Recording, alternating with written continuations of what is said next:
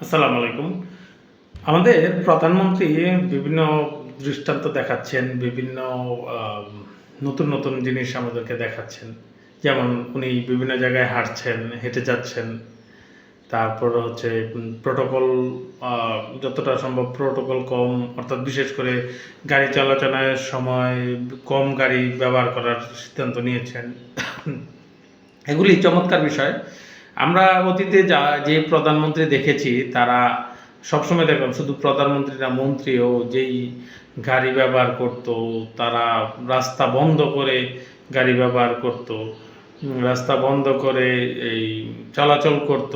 অন্য even ambulance বন্ধ করে পর্যন্ত চলাচল করতে দেখেছি। সেই আ ওই ধরনের অভিজ্ঞতা আমরা আর চাই না। আমরা চাই আমাদের বর্তমান প্রধানমন্ত্রী উনি অনেক অভিজ্ঞ, উনি উম আশা করি যে ইয়াং যারা মানুষ, তারপর দেশের মানুষ কি চায় উনি বুঝতে পেরেছে এবং সেই অনুযায়ী কিন্তু কাজ করার চেষ্টা করতেছে। যদিও কিছু বিষয় নিয়ে খুবই বিতর্ক আছে।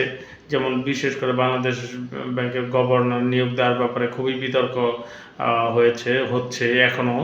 তো আসলে দেখা যাক, অনেকগুলা কাজই উনি খুবই প্রশংসার যোগ্য, প্রশংসা করার মতো এমন কাজ করেছেন। আশা করি সামনে আরও করবেন। আমরা চাই আমাদের প্রধানমন্ত্রী আমাদের জন্য কাজ করুক, আমাদের দেশের জন্য কাজ করুক, দেশের মানুষের জন্য কাজ করুক।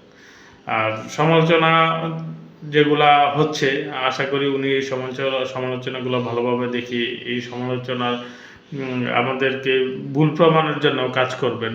বাংলাদেশ ব্যাংকের যে গভর্নর বা অন্যান্যদের নিয়োগ দিয়েছেন তারা হয়তো ভালোভাবে কাজ করলে তখন এই সমালোচনাটা দেখা যায় অন্য মানুষ আর করবে না। আশা করি সেই ধরনের কাজই করবে। তো আমাদের প্রধানমন্ত্রীকে ধন্যবাদ। উনি যেইভাবে স্টেপ নিয়ে আগাচ্ছেন এখন পর্যন্ত খুবই ভালো হচ্ছে।